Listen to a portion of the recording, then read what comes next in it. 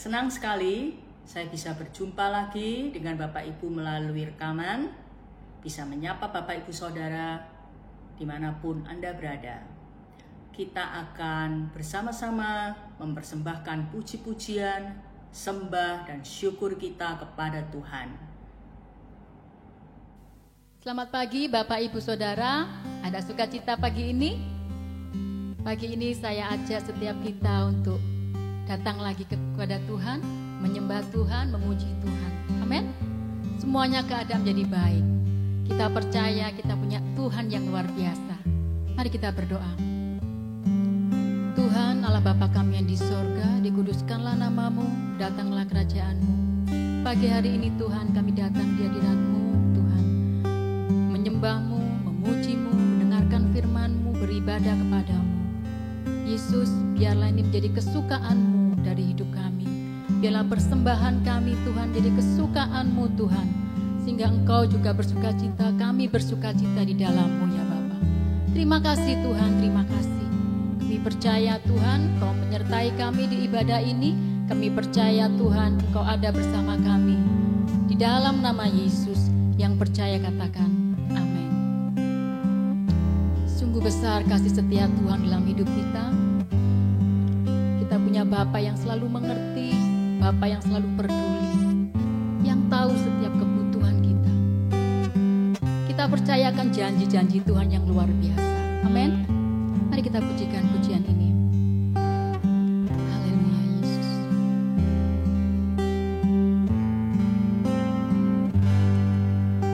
Sungguh besar setiamu, Kau nyatakan bagiku.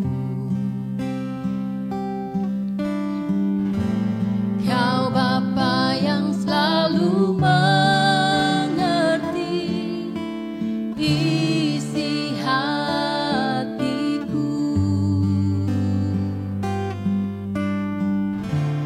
Kemuliaan-Mu Kau janjikan, aku tetap percaya,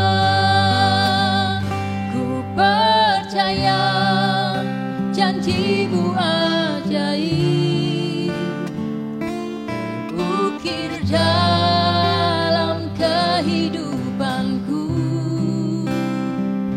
Ku berserah di dalam kekuatan-Mu, hanya Kau segalanya bagiku. Ku percaya janji-Mu ajaib, terukir dalam kehidupanku. Ku berserah di dalam kekuatan-Mu. Ku percaya. Haleluya Yesus. Sungguh besar kasih setia-Mu Tuhan. Sungguh besar setiamu, oh, oh. Kau nyatakan bagiku.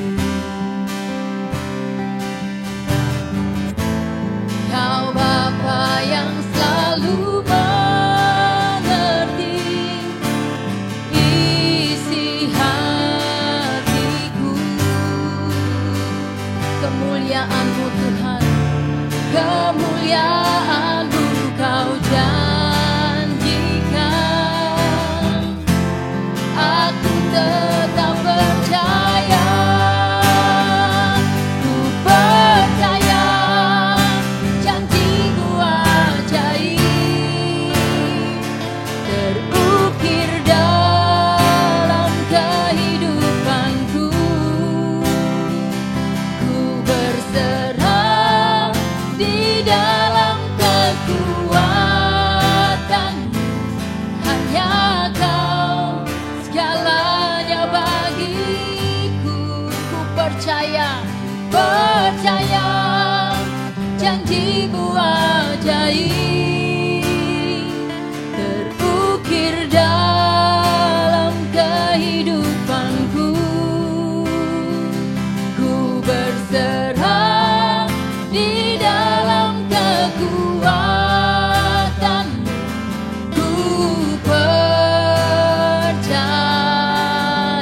Katakan ku percaya janji-Mu ajaib Tuhan. Haleluya. Terukir dalam kehidupanku, ku berserah di dalam kekuatan-Mu. Ku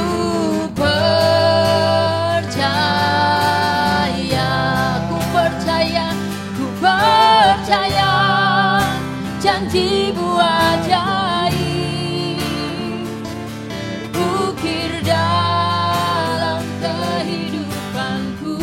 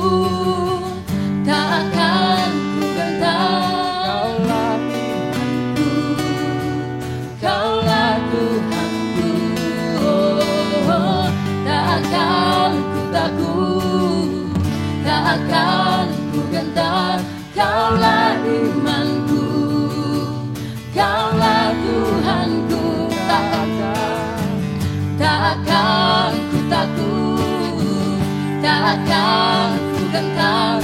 Kaulah imanku, Kaulah Tuhan. Kami tidak takut Tuhan, takkan ku takut, takkan ku gentar.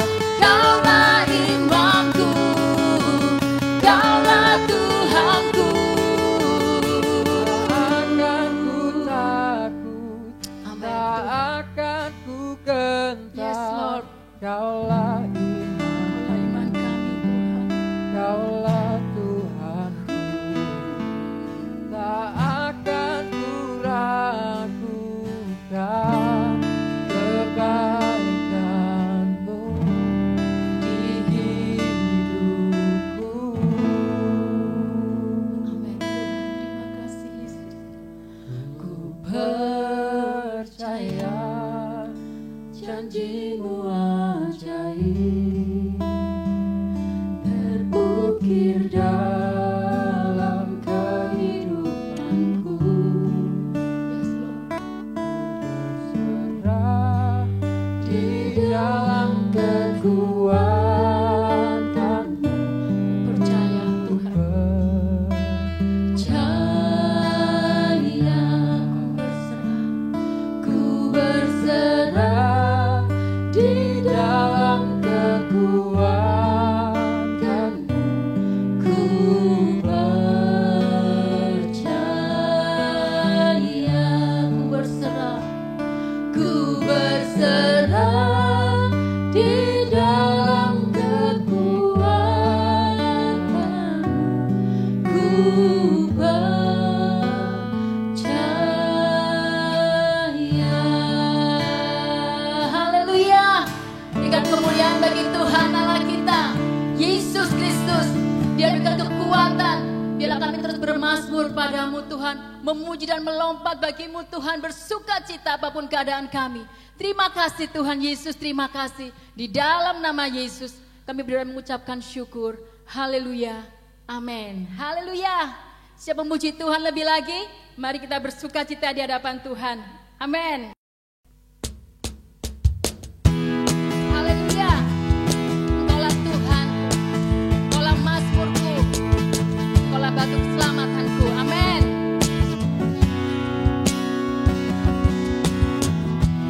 Tuhanlah kekuatan dan mazmurku, Dia gunung batu dan keselamatanku. Hanya padamu hatiku percaya, Kaulah menara dan kota perlindungan. Ku mau bersyukur, Ku mau selalu bersyukur, sebab cinta-Mu padaku takkan pernah berubah. Hatiku percaya, walau bumi bergoncang, gunung-gunung beranjak, namun kasih setia-Mu tak pergi dariku. haleluya.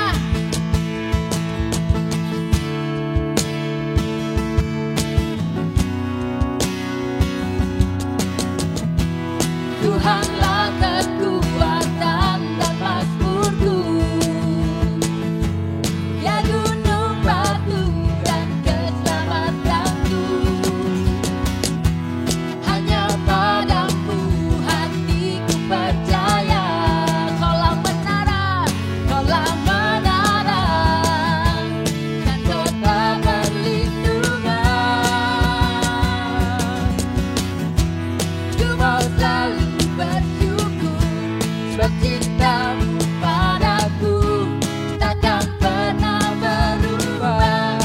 Hatiku percaya, walau bumi bergoncang, gunung-gunung beranjak, namun kasih setia-Mu tak pergi dariku.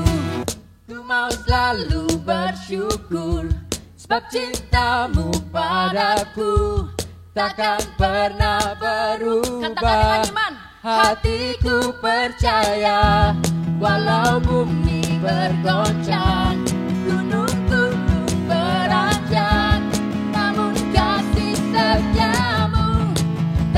pergi dariku. Ku mau selalu bersyukur, sebab cintamu padaku takkan pernah berubah. Hatiku percaya, walau bumi bergoncang, gunung-gunung beranjak, namun kasih setiamu tak pergi dariku. Kasih setiamu tak pergi dariku.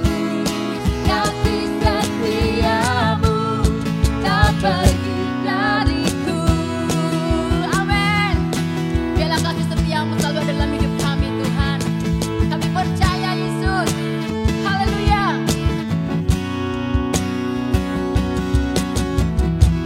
Haleluya, Yesus. Biarlah kasih-Mu Tuhan dan karya-Mu Tuhan, salib-Mu Tuhan, darah-Mu Tuhan, itu ada dalam hidup kami ya Bapa. Terima kasih Yesus, terima kasih Tuhan. Engkau adalah Allah kami, sumber pengharapan kami Tuhan. Haleluya Yesus. Terima kasih Tuhan.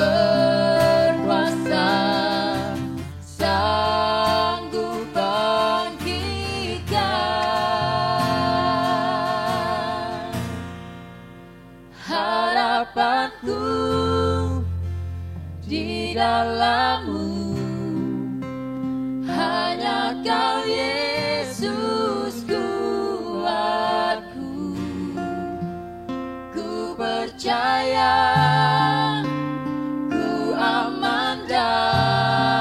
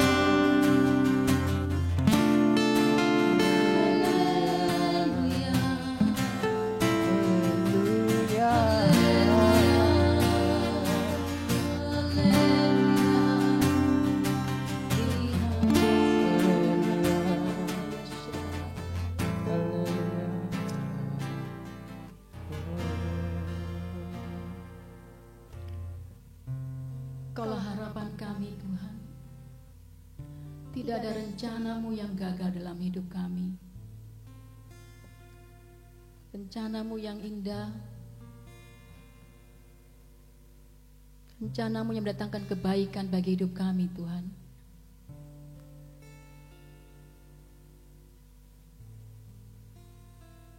Biarlah kami tetap terus dalam naungan-Mu, tetap terus dalam penyembahan-Mu, dalam pujian-Mu, dalam firman-Mu, Tuhan.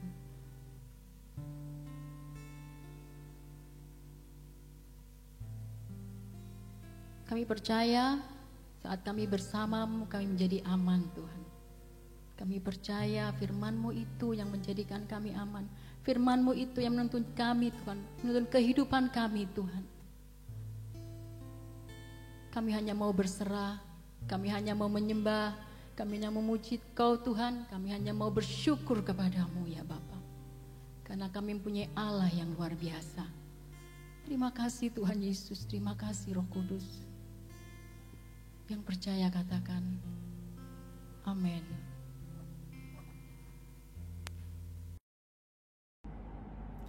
Pertama saya ingin mengungkapkan rasa syukur saya, rasa terima kasih saya mendalam kepada Bapak Ibu Saudara yang telah mengirimkan kesaksian-kesaksian, pertolongan-pertolongan Tuhan, kesaksian tentang kemenangan-kemenangan yang Tuhan berikan kepada saudara.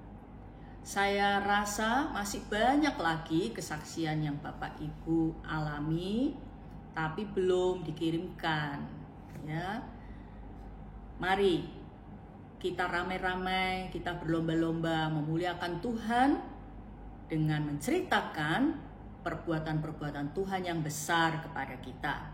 Dengan demikian, banyak orang, teman-teman kita seiman yang dikuatkan, diinspirasi, diberi semangat untuk semakin banyak bersyukur dan makin banyak berkemenangan. Terima kasih sebelumnya untuk kerjasama saudara. Bapak Ibu, 2 minggu yang lalu kita belajar tentang 3 kekuatan yang dahsyat. Berdoa, bersyukur, dan bersukacita. Bapak Ibu, hari ini kita akan memperdalam khusus tentang bersyukur. Karena itu, saya memberi judul khotbah saya, Thank You. Semua orang telah mengerti arti kata thank you, bukan? Artinya terima kasih.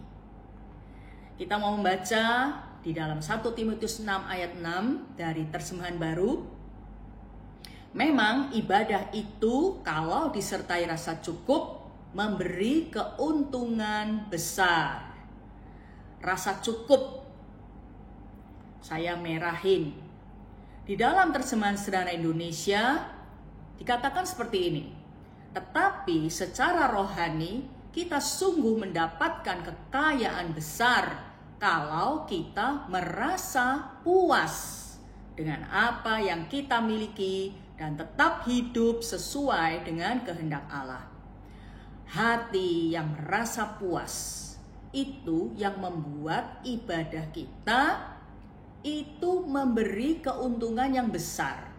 Artinya gimana? Artinya kalau kita ini bilang kita beribadah kepada Tuhan Yesus, ya, tapi hati kita tidak pernah merasa puas, jarang merasa puas, maka hal atau ketidakpuasan kita itu membuat ibadah kita itu kurang memberikan keuntungan, tidak memberikan keuntungan besar. Jadi, kita simpulkan Bapak Ibu, betapa rasa puas itu sangat penting dan sangat berdampak kepada pertumbuhan iman kita. Sangat berdampak kepada ibadah kita terhadap Bapa di surga, terhadap Tuhan Yesus. Kalau kita merasa puas dengan apa yang kita miliki, kita ini secara rohani kaya, katanya TSI tadi. Secara rohani kita mendapatkan kekayaan besar kalau kita merasa puas. Bapak Ibu, banyak sekali ayat yang menyuruh kita bersyukur. Ya, di dalam Mazmur 106, 107, 118, dan banyak ayat lagi yang lainnya. Kita disuruh untuk bersyukur, berterima kasih kepada Tuhan. Bapak Ibu, di dalam Mazmur 50 ayat 23, siapa yang mempersembahkan syukur sebagai korban, ia memuliakan aku. Mempersembahkan syukur sebagai korban itu memuliakan Tuhan. Ya. Rasul Paulus memperingatkan kita di dalam 1 Korintus 10 ayat 10 dan 11. Dia mengatakan seperti ini. Dan janganlah bersungut-sungut seperti yang dilakukan oleh beberapa orang dari mereka. Siapa mereka itu? Bangsa Israel, umat Israel. Sehingga mereka dibinasakan oleh malaikat maut. Ayat 11-nya, semuanya ini telah menimpa mereka sebagai contoh untuk dituliskan, untuk menjadi peringatan bagi kita yang hidup pada waktu di mana zaman akhir telah tiba. Tegas dia mengatakan, jangan bersungut-sungut seperti yang dilakukan oleh bangsa Israel sehingga mereka dibinasakan oleh malaikat maut. Jangan mencontoh mereka. Kisah mereka itu menjadi peringatan bagi kita yang hidup di akhir zaman ini. Jangan sekali-sekali mencontoh bangsa Israel. Maka saya ingin membawa Bapak Ibu sekilas saja melihat kembali kejadian-kejadian apa yang Israel lakukan, yang mereka alami karena mereka selalu bersungut-sungut. Keluaran 15 ayat 24 di sana dikisahkan waktu mereka tiba di Mara, tidak ada air untuk diminum, mereka mengomel, mereka bersungut-sungut. Padahal baru saja mereka menyeberang Laut Merah dengan sangat ajaib, dan baru saja mereka tuh merayakan kemenangan dengan menyanyi. Musa bersama bangsa Israel itu menyanyi. Wow, saya rasa heran membaca kisah ini. Seringkali kita juga gitu, di gereja habis nyanyi, habis bersyukur, habis meneteskan air mata akan pertolongan Tuhan. Sampai di rumah, kita mulai bersungut-sungut lagi. Kayak bangsa Israel. Ya. Kemudian di Keluaran 16 ayat 1-2 di padang gurun Sin, ketika kelaparan mereka bersungut-sungut juga. Mereka berontak terhadap Musa. Mereka menantang Tuhan. Keluaran 17 ayat 1-3 ketika mereka haus di Rafidim, kembali lagi mereka. Apakah kamu mengirimkan kami ke sini hanya untuk mati? Tidak ada air untuk kami minum. Lebih baik kami tidak keluar dari Mesir. Nah, kembali lagi bersungut. Bilangan 11 ayat 1 dan seterusnya, mereka bersungut-sungut tentang nasib buruk dan minta diberi daging seperti di Mesir. Akibatnya murka Tuhan membinasakan mereka dengan tulah yang sangat besar. Meskipun sebelumnya Tuhan mengaruniakan keinginan mereka makan daging. Berikutnya Bapak Ibu, bilangan 13-14.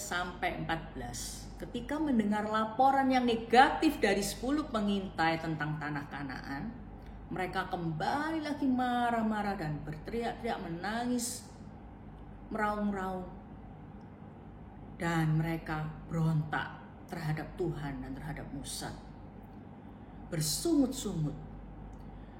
Akibatnya Tuhan tidak mengizinkan mereka masuk ke tanah perjanjian karena persungutan mereka. Di dalam bilangan 14 ayat 27-29, Bapak Ibu, berapa lama lagi, Tuhan berkata, berapa lama lagi umat yang jahat ini akan bersungut-sungut kepadaku? Segala sesuatu yang disungut-sungutkan orang Israel kepadaku telah kudengar.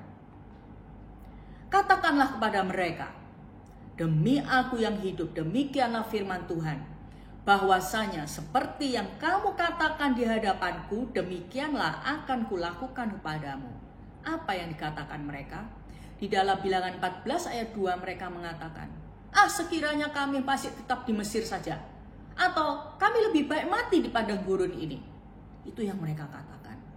Tuhan bilang, aku akan melakukan persis seperti yang mereka katakan di hadapanku.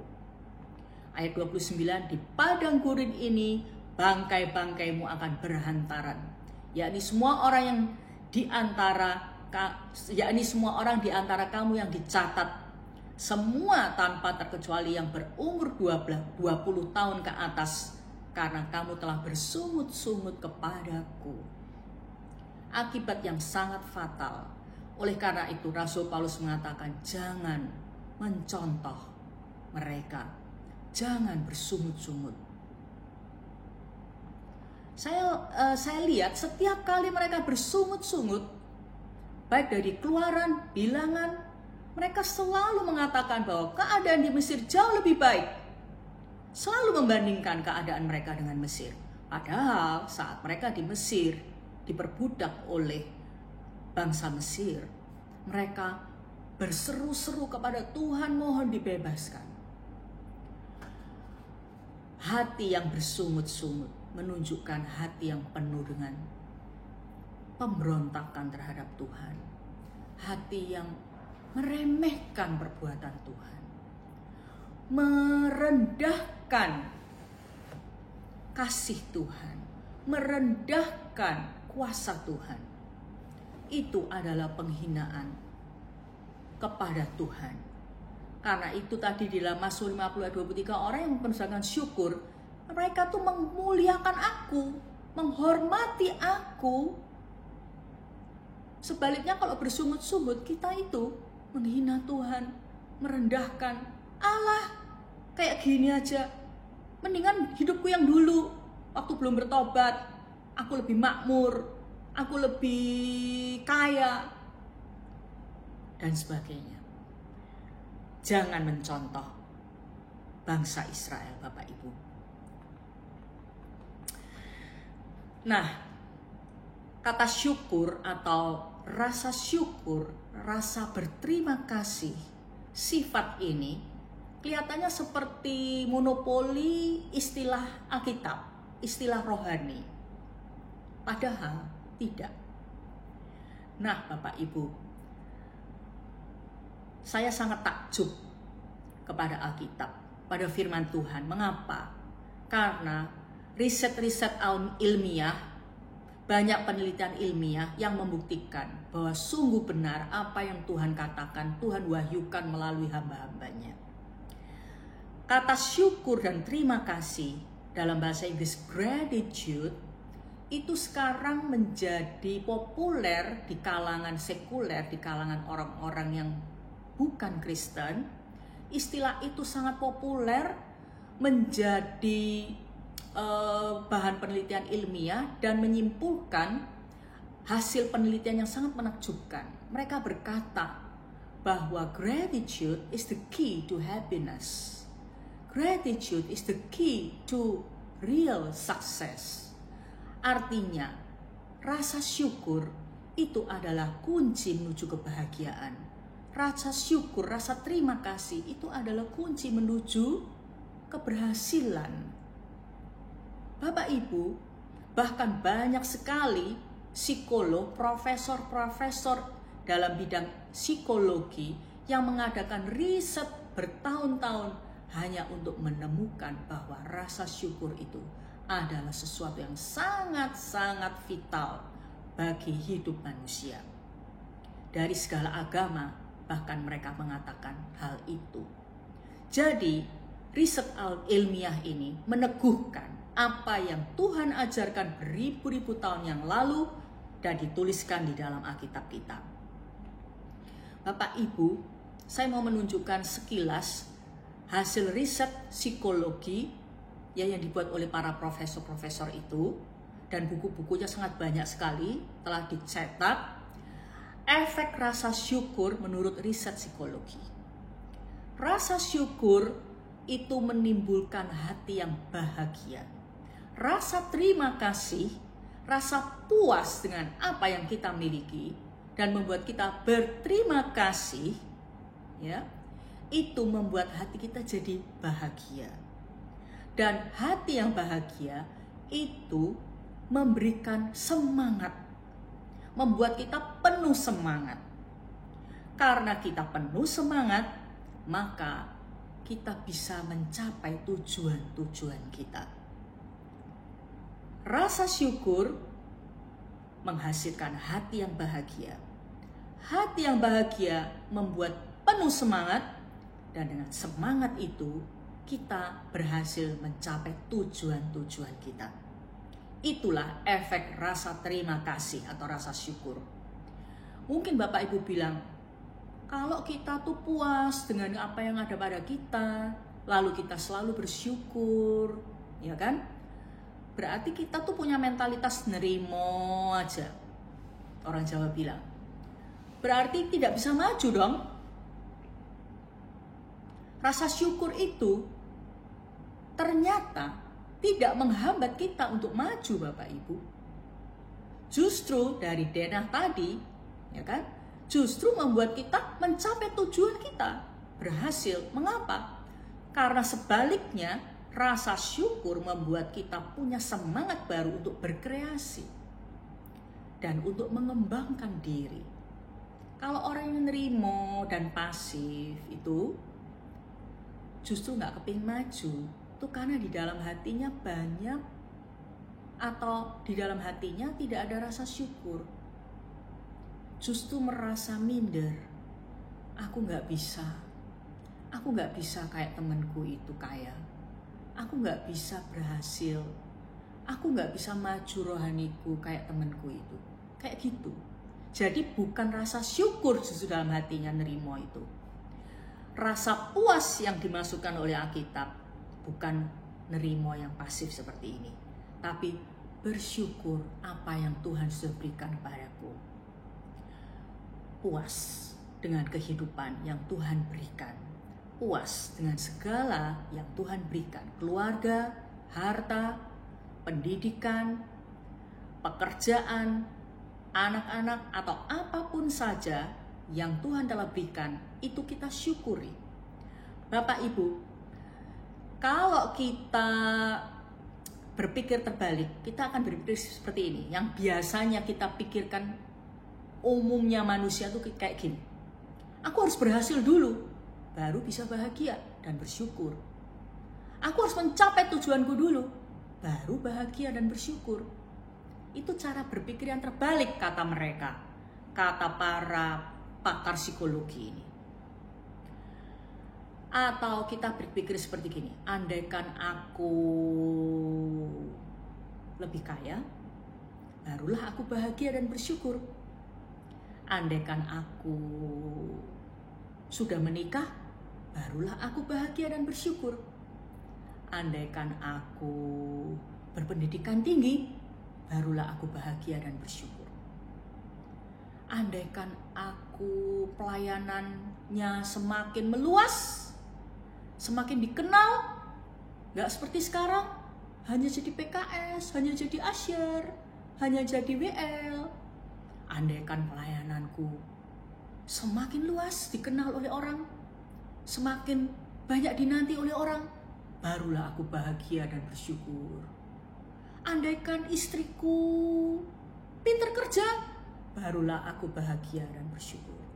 Andaikan suamiku pintar cari uang, nah gak habis-habisnya tuh. Andaikan. Itu cara berpikir yang terbalik, kata mereka. Harusnya belum apa-apa, bersyukur, berterima kasih atas apa yang sudah kita punya. Itu menciptakan kebahagiaan, rasa tenang di hati, rasa bahagia, dan memberi semangat baru untuk mencapai tujuan dan berhasil mencapai tujuan. Itu hasil dari penelitian pakar-pakar psikolog, profesor-profesor psikologi di dunia barat. Bapak Ibu, mengekspresikan rasa terima kasih kepada Tuhan dan sesama memberi keuntungan kepada kita sendiri. Jadi, rasa terima kasih yang ada di hati itu harus kita ekspresikan kepada Tuhan. Harus selalu kita ekspresikan kepada Tuhan. Rasa terima kasih kepada sesama kita itu harus juga penting kita ekspresikan, ungkapkan kepada mereka. Dan itu, ekspresikan itu memberi keuntungan kepada kita sendiri. Bapak Ibu, 5 alasan mengapa berterima kasih menguntungkan Anda. Saya tetap mengambil artikel atau informasi ini dari hasil riset mereka. 5 alasan mengapa berterima kasih menguntungkan Anda. Nomor 1, meningkatkan kesehatan Anda. Luar biasa bukan? Di zaman-zaman pandemi seperti ini, kita penting mempunyai imunitas yang kuat. Nah, rasa syukur itu meningkatkan kesehatan Anda. Mereka berkata seperti gini, menghitung berkat-berkat meningkatkan kesehatan Anda. Mensyukuri segala hal yang sudah Anda miliki, yang sudah Tuhan berikan, itu meningkatkan kesehatan Anda. Count your blessings. Bapak Ibu, Profesor Emmons dan McCullough, mereka mengatakan seperti ini. Dari riset ilmiah mereka adalah profesor dalam ilmu psikologi. Mereka mengatakan, orang yang memiliki rasa syukur mempunyai optimisme lebih besar, energi lebih besar, tekanan darah lebih rendah, tingkat stres dan depresi lebih kecil. Luar biasa bukan? Alkitab itu sungguh menakjubkan. Bagaimana berkali-kali kita disuruh bersyukur. Ternyata kalau kita punya rasa terima kasih, punya sifat yang bersyukur selalu, kita optimis, kita punya energi lebih besar, kita tekanan darah kita tidak hipertensi, dan stres dan depresi kecil. Bapak Ibu, yang kedua, mengapa kita harus mengekspresikan rasa terima kasih kita? Memperlambat proses penuaan. Bapak Ibu pengen kan awet muda? Nah, memperlambat proses penuaan dengan praktek bersyukur tiap hari, itu memperlambat efek kemunduran syaraf yang sering terjadi saat usia kita bertambah. Tiap hari bersyukur itu memperlambat efek kemunduran syaraf, sehingga kita tetap berenergi, kita tetap berfungsi, tetap semangat ketika usia kita sudah menua, ya. Dan proses penuaan itu diperlambat. Nomor 3, menghentikan stres. Itu adalah dari Pusat Riset Institute of HeartMath, California. Mereka mengatakan seperti ini. Bila tubuh kita memproduksi terlalu banyak hormon stres, yaitu kortisol, maka itu akan menghabiskan kekebalan tubuh dan menaikkan gula darah kita. Sistem kekebalan kita menjadi lemah sekali karena kita stres, ya toh, kortisolnya begitu banyak dihasilkan, dan gula darah kita menjadi naik, bisa diabetes. Sebaliknya, emosi positif seperti memberi apresiasi itu secara signifikan akan menurunkan tingkat kortisol, tingkat hormon stres yang menghabiskan kekebalan tubuh ini. Mari kita renungkan semua ini. Alkitab itu luar biasa.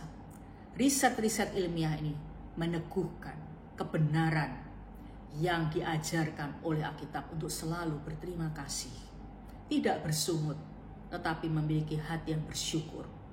Karena stres akan dihentikan oleh emosi positif dengan mengekspresikan apresiasi kita, mengekspresikan syukur kita, terima kasih kita kepada Tuhan dan sesama. Yang berikutnya, yang keempat, mempererat hubungan dengan sesama. 5 alasan mengapa kita harus menyatakan terima kasih kita. Mempererat hubungan dengan sesama. Itu adalah riset psikolog Amerika Serikat Sarah Algu dan Baldwin Way. Mereka mengatakan rasa syukur membuat kita memiliki hubungan lebih baik dengan sesama. Ini adalah efek dari hormon oksitosin, yaitu hormon yang membuat hubungan menjadi penuh damai dan rasa aman. Hormon oksitosin itu adalah bonding hormone. Hormon yang mempererat hubungan kita dengan sesama, yang membuat kita rasa aman dengan orang lain dan damai. Ya, jadi penting untuk saling menghargai antar pasangan suami istri, antara orang tua dan anak, antara rekan-rekan sekomunitas, sepekerjaan, sekomsel, segereja, sepelayanan. Ya, Bapak Ibu, karena rasa terima kasih yang kita selalu sering ungkapkan dengan tulus, dengan jujur, itu mempererat hubungan kita dengan sesama. Kita nggak punya musuh, kita punya banyak teman baik dan banyak sahabat. Haleluya. Yang kelima, alasan mengapa kita harus menyatakan terima kasih.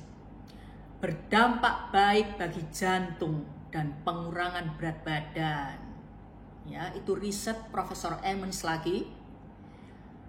Dia mengatakan hasil penelitian ilmiahnya, penderita tekanan darah tinggi yang secara aktif menyatakan rasa terima kasihnya bisa menurunkan tensi sampai 10% dan berhasil mengurangi makanan-makanan berlemak sampai 20%. Kalau mau langsing, kalau mau bisa menahan nafsu makan yang berlebihan, kalau bisa mengontrol selera makan yang tidak baik, makanan-makanan berlemak tinggi, Bapak Ibu mulai dengan terima kasih, rasa syukur.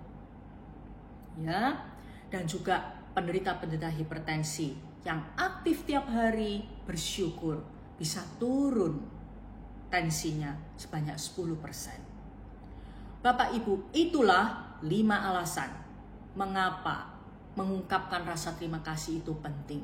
Mengekspresikan terima kasih kita kepada Tuhan dan kepada sesama. Nah, Bapak Ibu, kita tidak dilahirkan dengan otomatis bisa bersyukur, berterima kasih. Hal-hal seperti ini bukanlah sifat alamiah kita. Ya, dari latar belakang dan pola asuh yang beragam, kita semua tidak secara alamiah memiliki hati yang bersyukur, sifat bersyukur, rasa terima kasih, dan sebagainya. Bapak Ibu, karena itu kita penting mengembangkan sifat bersyukur. Jangan seperti orang Israel yang hanya bersyukur sesaat. Ketika Tuhan mengadakan keajaiban, mereka bernyanyi, bersyukur, tapi setelah itu hilang gitu saja. Gak ada apa-apa lagi. Ada persoalan, balik lagi berontak, balik lagi bersungut. Nah, penting kita mengembangkan sifat bersyukur. Jadi bukan hanya rasa syukur yang kadang-kadang atau jarang-jarang, yang situasional bukan, tapi dalam segala keadaan kita mengembangkan sifat bersyukur ini. Bagaimana cara mengembangkannya? Sederhana. Tiap hari bikinlah jurnal bersyukur namanya. Jurnal bersyukur. Artinya tiap hari tuliskan 3 hal yang Anda syukuri. 2 minggu lalu saya mengatakan hal-hal yang kecil, berkat-berkat sekecil apapun syukurilah. Lihatlah keindahan yang besar dalam hal-hal yang kecil. Bapak Ibu, tuliskan 3 hal yang Anda syukuri. Entah itu tiap pagi, waktu saat teduh, atau tiap malam sebelum tidur, Anda mengakhiri hari dengan mengingat kebaikan-kebaikan Tuhan yang Anda alami. Di mana hal-hal mungkin yang rutin, hal-hal yang kecil sederhana saja, seperti memiliki pembantu yang jujur dan setia dan rajin, ya, memiliki suami yang bijaksana, memiliki anak yang patuh. Seperti itu, tuliskan tiap hari. Ingatlah kebaikan Tuhan. Carilah berkat-berkat Tuhan. Ingatlah berkat-berkat. Hitunglah berkat-berkat Tuhan. Tuliskan 3 hal yang Anda syukuri. Minim 3 hal. Kata Emmons, kata Profesor Emmons, ya, harus spesifik 3 hal itu karena ada manfaat dalam menuliskan secara detail, secara spesifik dan detail. Itu akan mengubah hidup Anda. Jadi dengan membuat jurnal 3 hal yang Anda syukuri, minim, detail, spesifik, oke, itu akan mengubah hidup saudara. Nah, kalau saudara tertarik untuk membuat jurnal yang lebih lengkap, yang bukan hanya 3 hal saja ditulis, hubungi saya melalui WA, melalui HP, melalui telepon. Nanti saya akan kasih tahu situs-situs mana yang baik, yang bisa memberikan Anda cara-cara ataupun pertanyaan-pertanyaan yang menarik, yang membuat saudara bisa menuliskan hal-hal yang harus Anda syukuri. Tapi di sini kayaknya nggak tepat kalau saya mengatakan itu, ya. Jadi hubungi saya secara pribadi kalau pengen membuat jurnal syukur yang lebih lengkap, yang membuat saudara terinspirasi dan membuat saudara menjadi berhasil menjadi orang yang bersyukur dan mengubah hidup saudara. Bapak Ibu, sebelum saya berkhotbah hari ini, saya telah menerjemahkan sebuah kuesioner rasa syukur dari situs spirituallyhungry.com. Situs Kristen yang baik sekali. Kuesioner rasa syukur ini akan menolong kita tahu apakah sudah mempunyai sifat bersyukur atau belum. Kadang-kadang kita merasa aku udah bersyukur kok. Aku nih orangnya suka bersyukur kok. Ya, mungkin Bapak Ibu bilang seperti itu. Tapi kuesioner rasa syukur ini akan menolong Bapak Ibu, ya, hanya 10 pertanyaan saja, bisa menyadari, menolong. Betul-betul aku ini sudah bersyukur atau belum ya? Gitu. Dan yang kedua, bisa memberitahu kita aspek-aspek bersyukur dan belajar melakukannya. Bersyukur tuh aspek-aspeknya apa aja, segi-seginya, sisi-sisinya apa aja. Dan kita bisa belajar melakukan segi-segi atau sisi-sisi lain dari bersyukur yang telah kita tahu. Karena itu, saya akan membagikan kuesioner rasa bersyukur ini, saya akan mengirimkan melalui WhatsApp, melalui WA, di grup-grup yang Kristen ada di WA itu. Dan para PKS, saya minta tolong bantuannya untuk membagikan secepatnya kepada seluruh anggota Komsel, kemudian juga para PA, para pemimpin rakor, semua jemaat juga, anggota Komsel, membagikan sebanyak-banyaknya kepada teman-teman saudara yang mungkin tidak punya HP atau tidak bisa lihat kuesioner ini, mungkin bisa diprintkan gitu ya. Juga yang tidak Komsel, mungkin tidak bisa dikirimi, mungkin saudara ingat siapa mereka, kasih kuesioner rasa syukur ini. Gak panjang, cuma 10 pertanyaan saja, dan itu bisa membuat kita belajar untuk miliki hati yang bersyukur, untuk menyadari apakah kita sudah atau belum bersyukur. Pada akhirnya, saya mau kita membaca lagi di dalam 1 Timotius 6 ayat 6 dari TSI. Tetapi secara rohani kita sungguh mendapatkan kekayaan besar kalau kita merasa puas dengan apa yang kita miliki dan tetap hidup sesuai dengan kehendak Allah. Ibadah saudara kepada Yesus akan sangat bermanfaat, akan sangat memberi keuntungan yang besar ketika saudara merasa puas dengan apa yang sudah Tuhan berikan. Bukan selalu fokus dengan apa yang belum saudara miliki, yang orang lain sudah, sehingga selalu menggerutu, bersungut-sungut. Jangan mencontoh bangsa Israel. Bapak ibu saudara pengen bahagia, pengen berhasil, pengen maju secara rohani. Justru di masa pandemi, kita memupuk rasa terima kasih yang besar. Kita mengembangkan sifat bersyukur. Sehingga kita bisa berhasil melewati masa pandemi dengan berkemenangan. Apa sih berhasil melewati masa pandemi dengan berkemenangan? Apakah hanya berhasil berkemenangan melewati pandemi dengan tidak tertular COVID? Apa hanya itu saja? Apakah hanya setiap hari bisa makan, tidak berkekurangan? Tuhan tolong saya, setiap hari bisa makan, gitu saja namanya berkemenangan? Enggak Bapak Ibu, saya tantang Bapak Ibu lebih maju lagi dari situ. Melalui masa pandemi ini, kita mengalami kemajuan-kemajuan di dalam kerohanian kita. Ibadah kita kepada Yesus membawa keuntungan yang besar karena kita punya sifat yang baru, yaitu sifat bersyukur. Bapak Ibu, dikatakan di dalam Mazmur 50 ayat 23 sekali lagi, siapa yang mempersembahkan syukur sebagai korban, ia memuliakan aku. Kalau Bapak, Ibu, dan saya bersyukur, kita memuliakan Tuhan. Saya pribadi telah banyak mengajarkan tentang bersyukur. Saya mau akhiri dengan pengalaman hidup saya sendiri. November 2011 itu seperti kelahiran baru saya yang kedua kali. Semenjak November 2011, saya diajari Tuhan, padahal saya belum mengerti tentang riset-riset ilmiah yang hari ini saya paparkan. Saya belum membaca buku Profesor Emmons dan sebagainya. Saya belum mengerti hal mereka itu.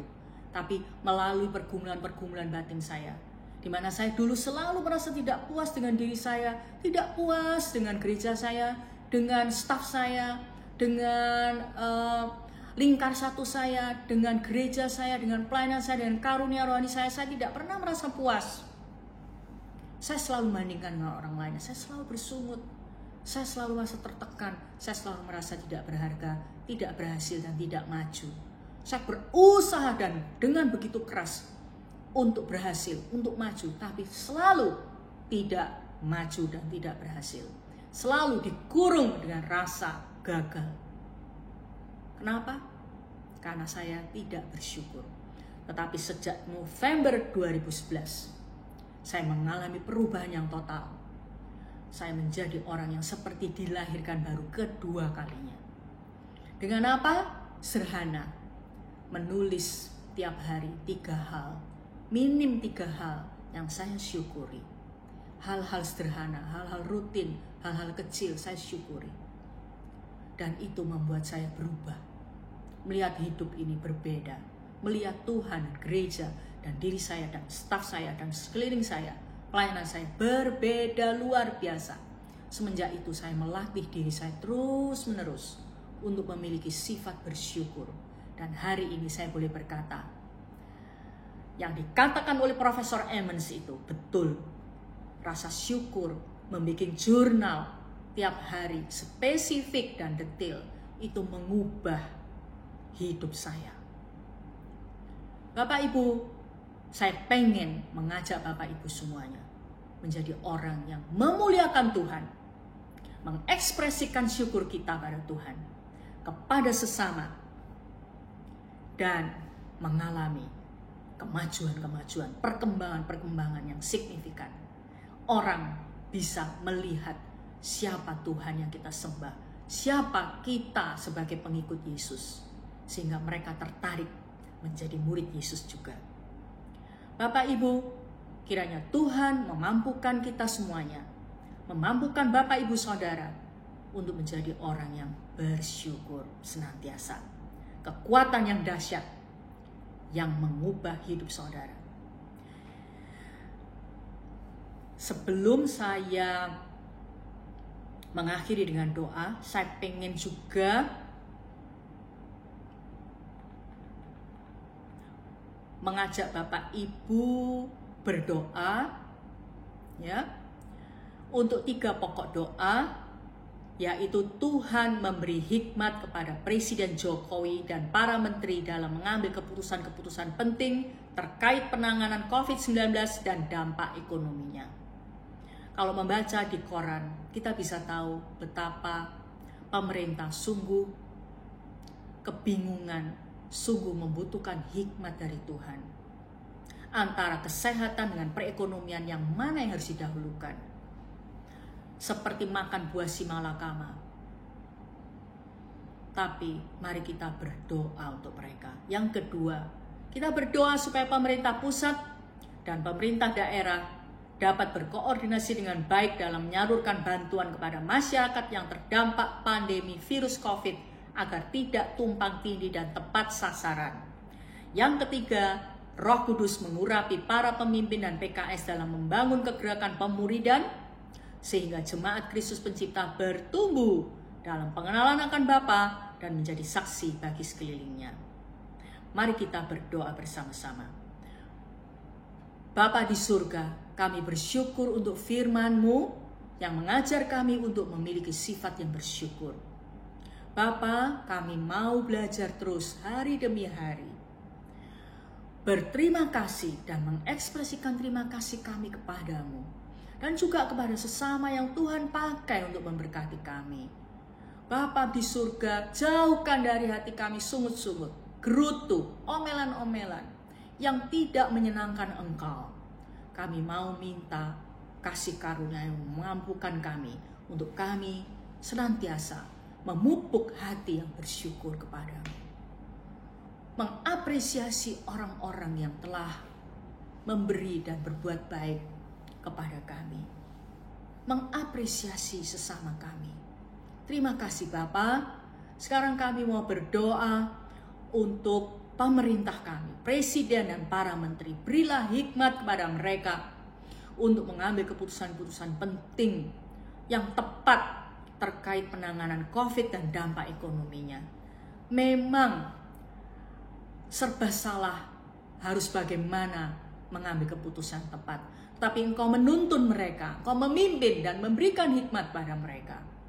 Bapa, kami juga berdoa agar pemerintah pusat dan daerah berkoordinasi dengan baik dan bantuan-bantuan dari pemerintah bisa tepat sasaran kepada masyarakat yang membutuhkan, tidak dikorupsi dan tidak tumpang tindih, tidak jatuh kepada keluarga yang tidak membutuhkan, tapi kepada orang-orang yang justru membutuhkannya. Terima kasih Bapa, berikan hati nurani kepada mereka yang bertugas menyalurkan, agar mereka tidak mengkorupsi bantuan-bantuan itu. Terima kasih Bapa di surga, kami menyerahkan bangsa kami dengan kebutuhan yang sangat banyak. Hanya Engkau menjadi andalan kami ya Bapa.